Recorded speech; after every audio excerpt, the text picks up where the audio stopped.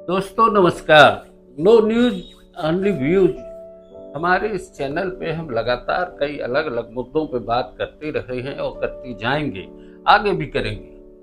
कभी साहित्य पे, कभी कला पे, कभी संस्कृति पे, कभी राजनीति पे, कभी प्रशासनिक अव्यवस्थाओं पे, कभी प्रशासन की बेहतर व्यवस्थाओं पर।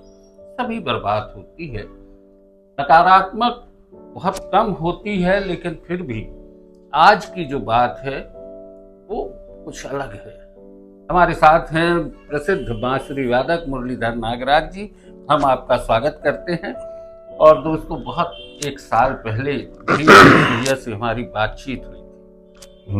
बांसुरी एक ऐसा वाद्य है, अभी इसकी चर्चा इसलिए भी जरूरी है कि अभी अभी कृष्ण जन्माष्टमी हुई और पूरा देश कृष्णमय हुआ। बांसुरी कृष्ण के अधरों पर सजती है और एक तरह से एक अलग तरीके का स्वर पूरे वातावरण में न सिर्फ धर्म की चेतना जगाता है, बल्कि राजनीति के भी स्वरों के साथ खेल जाता है। मुरली भैया, आपने बांसुरी वाद्य यंत्र तो बहुत से हैं, पर आपने बांसुरी को ही क्यों चुना? पिताजी को शौक था बजाने का। घर में बंसी रहती थी तो वो पहले खिलौना बना, फिर कमजोरी बन गई। और क्या है, यानी पहले बचपन में खिलौने की तरह रहा जी, और फिर स्वरों की साधना के साथ एक आपकी आदत में आ गया और एक कमजोरी जिसको आप कह रहे हैं वो प्यार हो गया बांसुरी से। पहचान हो गई है। प्यार हो गया, बांसुरी से प्यार हो जाना निश्चित है। कृष्ण की बांसुरी भी जी, राधा ने बांसुरी उनके अधरों पे देखी और एक बार मांग ली। आपके साथ तो ऐसा कुछ नहीं हुआ? नहीं, फिलहाल मतलब शुरू में तो ऐसा नहीं हुआ। बांसुरी यानी अभी भी है। और दोस्तों, हम बता दें कि मुरलीधर नागराज जी का पूरा परिवार संगीत के स्वरों से जुड़ा है और संगीत इनके इधर पर, इनके घर में, पूरे वातावरण में अपनी पूरी तन्मयता के साथ सुनाई देता है। वहाँ आस पड़ोस के लोग भी इनके घर से वो उठने वाली हर आवाज में संगीत की लय, स्वर और ध्वनियों को सुनते हैं। कृपा है ईश्वर की। मुरली भैया, सबसे पहला प्रोग्राम आपने कब दिया था बांसुरी का? बांसुरी का हाँ, जहाँ तक मुझे याद आता है कि वो 1964, मैं 9 साल का था। तो टाउन हॉल में आज़ादी के पहले, मतलब 14 अगस्त की रात को एक बड़ा आयोजन हुआ था वहाँ पर। और मुझे याद है कि उस आयोजन के बाद में एक बहुत बड़ी एक रैली भी निकली थी, जिसमें हमारे जबलपुर के जो बहुत गणमान्य नागरिक और नेतागण वो सब थे। तो उसके पहले बच्चों का एक कार्यक्रम हुआ था, तो उसमें किसी ने गाया, किसी का डांस था, कुछ बच्चों ने स्किट किया आज़ादी विषय को लेके। और एक तबला वादक हमारे मित्र थे और एक गायक थे और मैं बांसुरी पे था। तो वो हम लोगों ने वंदे मातरम मैंने बंसी में बजाया था, तो बहुत सराहा गया। फिर उसके बाद कुछ दिनों बाद शहीद स्मारक में कंपटीशन हुआ, तो उसमें इंटर स्कूल कंपटीशन था। तो उसमें हालांकि हम बतौर गायक गए थे वृंदगान में, लेकिन बंसी भी लेके गए थे, तो फिर बंसी भी बजी। और इस तरह से फिर पिता ने देखा कि मुझे शौक है, तो गुरु के पास ले गए। बगड़देव साहब थे यहाँ पर,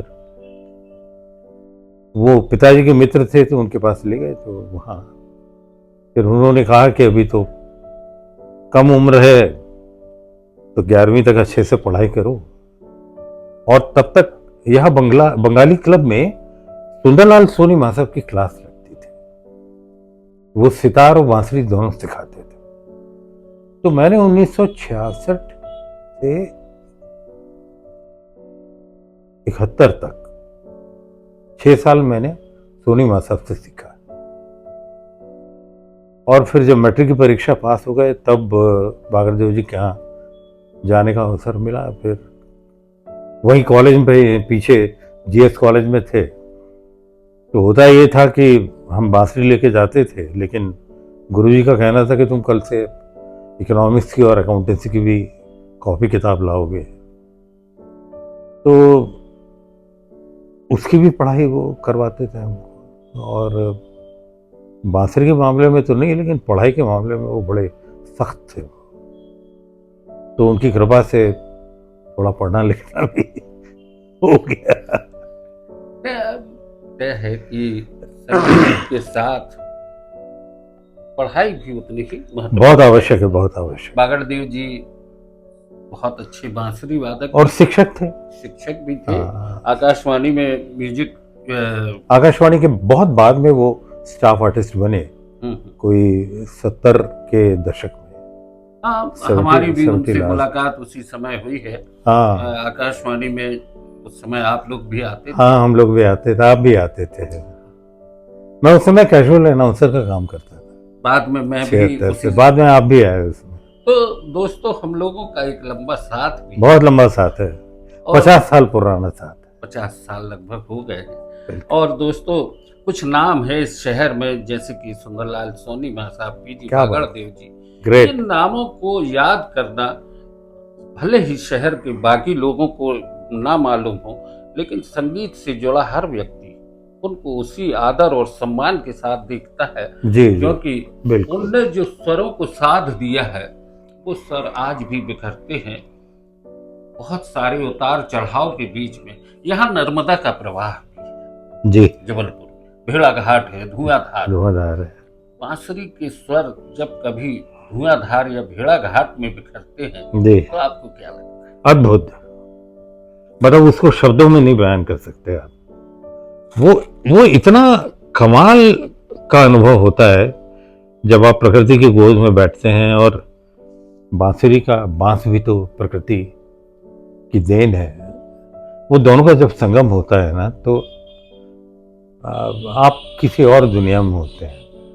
एक बड़ा आध्यात्मिक वातावरण अपने आप में बन जाता है, अपने आप बन जाता और है। दोस्तों, हम बता दें कि भगवान श्री कृष्ण ने जब बांसुरी अपने अधरों पे रखी, जी, तो उन्होंने न सिर्फ संगीत के स्वरों से दुनिया को मोहित किया, बल्कि उनके कर्म योग का सिद्धांत भी पूरी दुनिया ने माना। योगेश्वर भगवान श्री कृष्ण, ये बात हम इसलिए भी कह रहे हैं कि ये मौका है, अभी योगेश्वर भगवान श्री कृष्ण के जन्म का उत्सव अभी जगह जगह हो रहा है। कहीं मटकी फूट रही है, कहीं बांसुरी के स्वर भी बिखर रहे हैं।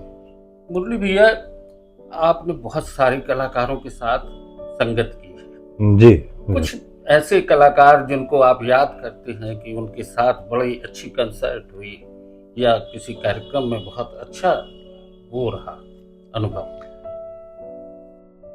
आकाशवाणी के कॉन्सर्ट्स में बहुत जाने का मौका मिला, क्योंकि पत्नी भी गायिका हैं और उनके साथ भी कॉन्सर्ट्स में बजाने का मौका मिला मुझे। बहुत सारे बड़े बड़े, मतलब सुगम संगीत के ही कलाकारों के साथ ज़्यादा बजाना हुआ। और उसमें निर्मला देवी अरुण भी थी, मानस मुखर्जी साहब भी थे, राहत अली साहब थे, फिर हेमलता जी थे, हरिहरन जी थे, और अहमद हुसैन, मोहम्मद हुसैन भी थे। बहुत सारे कलाकार, मतलब अनूप जलोटा साहब थे। तो बहुत लोगों के साथ मंच शेयर करने का मौका मिला है। और ये ईश्वर को और गुरुओं की कृपा से, ये माता पिता के आशीर्वाद से ये सारे अवसर मिले हैं हमें। और उनको जब याद करते हैं तो बहुत खुशी होती है। दोस्तों, आपको बता दें कि मुरलीधर नागराज जी की धर्मपत्नी श्रीमती तापसी नागराज बहुत अच्छी ए ग्रेड आर्टिस्ट हैं, टॉप ग्रेड है वो, top grade top grade artist artist हैं हैं। और और बहुत अच्छी गायिका हैं। श्रीधर नागराज इनके बेटे, वो भी म्यूजिशियंस हैं और वो मुंबई में हैं, म्यूजिक प्रोड्यूसर हैं, और बहुत सारे सीरियल्स में, डॉक्यूमेंट्रीज में, एल्बम्स में, थिएटर में, और कुछ एक शॉर्ट फिल्म्स में म्यूजिक किया उन्होंने। और अच्छा गाते हैं, अच्छे म्यूजिशियन भी हैं। और मुरली भैया में भी बहुत सारी बहुमुखी प्रतिभाएं हैं। बांसुरी के अलावा थिएटर का जब जिक्र किया तो थिएटर से भी जुड़े रहे। विवेचना में आपने बतौर हाँ, कलाकार आपने बहुत सारे नाटकों में हिस्सा भी लिया है। जी जी, इसकी शुरुआत जो है वो मैं जब स्टेट बैंक में काम करता था, तो यही सितंबर मास में, राजभाषा मास में नाट्य प्रतियोगिताएं हुआ करती थी। तो स्वर्गीय वसंत काशीकर ने मुझे नाटक में मौका दिया, और उन्होंने ही पहला मौका दिया बतौर अभिनेता के काम करने का। और बड़ा अच्छा अनुभव था। उसमें बेस्ट एक्टर का अवार्ड भी मिला, बेस्ट म्यूजिक का भी अवार्ड मिला। ये लगातार कोई 4-5 साल मिलता रहा। उसके बाद फिर हमारे और आपके जो प्रिय मित्र हैं अरुण पांडे, उन्होंने मुझे एक बुंदेली नाटक में अभिनय करने का और संगीत करने का मौका मिला, दिया उन्होंने। ईश्वरी में उन्होंने मौका दिया। और इसके अलावा कुछ और संगीत के कार्यक्रम भी, वो उस समय बड़े अनूठे कार्यक्रम होते थे, तो उनमें भी उन्होंने हमको मौका दिया कि हम कविताओं पर काम करें। हाँ, आपने ये बताया कविताओं, दोस्तों वो बड़े नामी कवियों की कविताओं को भी संगीत हमारे पूरे ग्रुप ने, ये ग्रुप में मिल के किया है, किसी एक का काम नहीं था। और हमारे दल में जो 3-4-5 लोग थे, वो सब ने मिल के काम किया है। लेकिन कुल जमा जो है वो कविताओं पे बहुत अच्छा काम हुआ। और बल्कि एक बार तो अरुण पांडे ने मुझे एक चुनौती भी दी। जब ये कविताओं का काम हुआ ना, तो उसने चुनौती दी कि गजानन माधव मुक्तिबोध जी के पत्र, डायरी के अंश और उनकी कविताओं का एक कोलाज बना के उसने एक नाटक तैयार किया था, वो तुम निर्भय ज्यों सूर्य गगन में। तो उसकी कविताएं कंपोज करने का जब मौका आया, तो मैंने जब कविताएं पढ़ी, तो मैंने कहा यार ये कैसे हो सकता है। तो पांडे जी तो हठी हैं, बोले नहीं हो जाएगा, तुम करो। कोशिश की, उन्होंने ही मदद की और बन गया वो। फिर उस पर एक फिल्म भी बनी, दिल्ली दूरदर्शन ने फिल्म बनाई थी। तो चुनौतियों ने बहुत मदद की है। चुनौतियां हमेशा एक साहस देती हैं और कुछ करने का एक काम करने की ताकत देते हैं, हौसला मिल जाता है। हौसला मिल जाता है। और इस तरीके से अभी हम बात कर रहे हैं जी, ये भीगा भीगा सा मौसम है, बरसात है।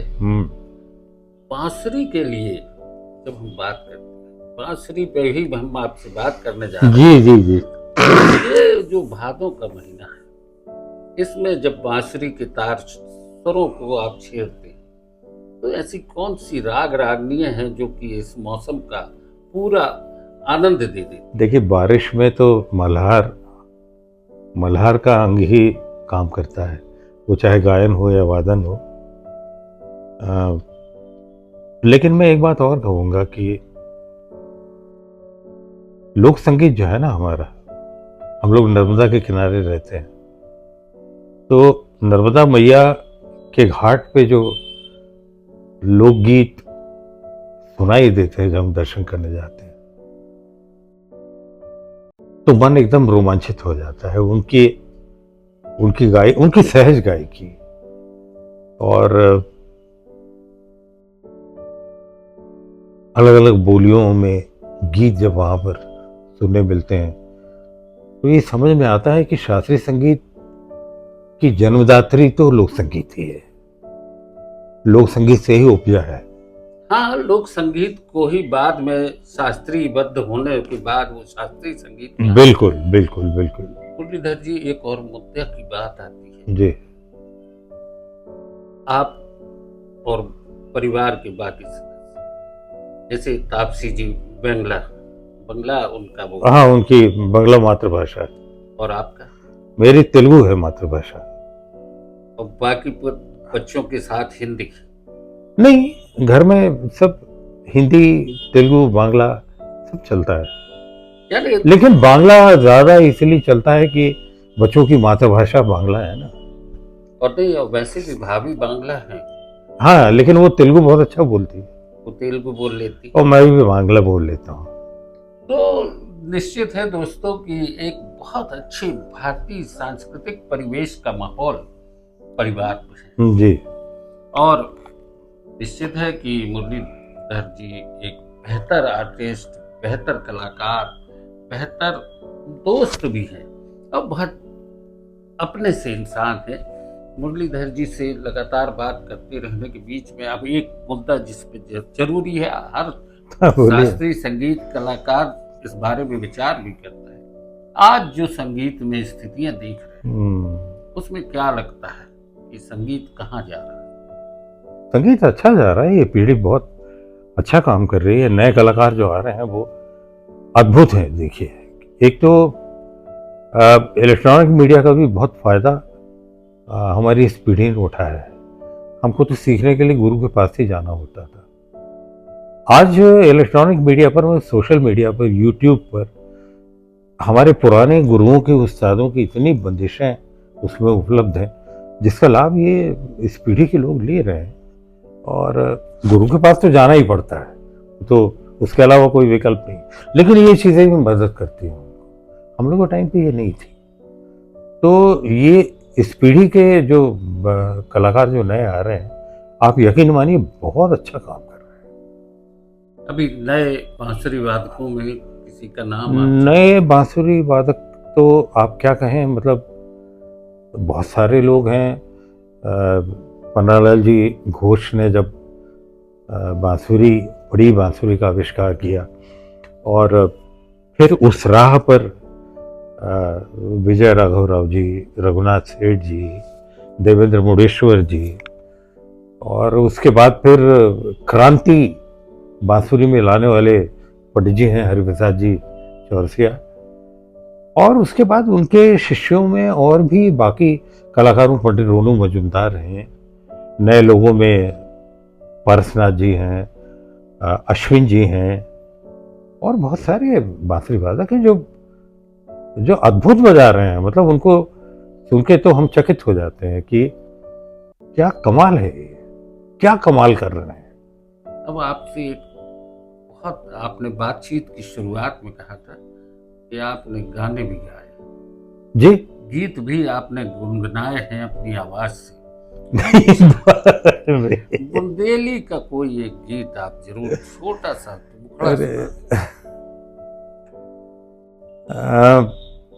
गाना तो कभी बाकायदा नहीं गाया, लेकिन हाँ, जब धुनिया वगैरह बनाते थे, कॉम्पोजिशन करते थे, तो गाय को बताने के लिए जितना गुनगुनाना जरूरी होता है उतना गुनगुना लेते हैं। थोड़ी सा गुनगुना दें। और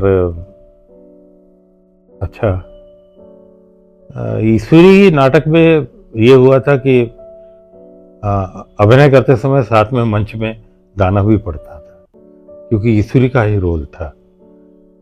तो ईश्वरी के कुछ भागे हैं जो मुझे बहुत पसंद हैं, और वो यूट्यूब पे भी उपलब्ध है। मुंबई में उसको बाकायदा एक हमारे साथी हैं मनीष गुप्ता जी, उन्होंने रिकॉर्ड किया उसको, और बहुत अद्भुत बना है वो। मतलब टोटल ऑडियो विजुअल दोनों मिला के कमाल है वो। तो भी देखिए, मैं कुछ कोशिश करता हूँ, हालांकि पता नहीं। अरे स्वरों को आपने साधा है, वो अच्छा है।